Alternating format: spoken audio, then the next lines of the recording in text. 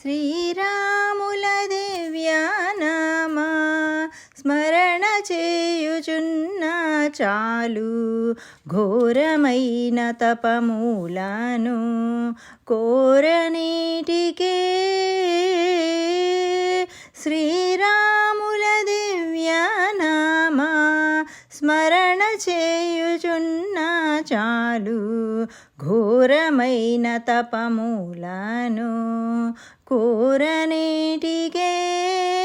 మనసా తారక శ్రీరామనామ ధ్యానము చేసిన చాలు వేరు వేరు దైవములను వెతకనేటికే.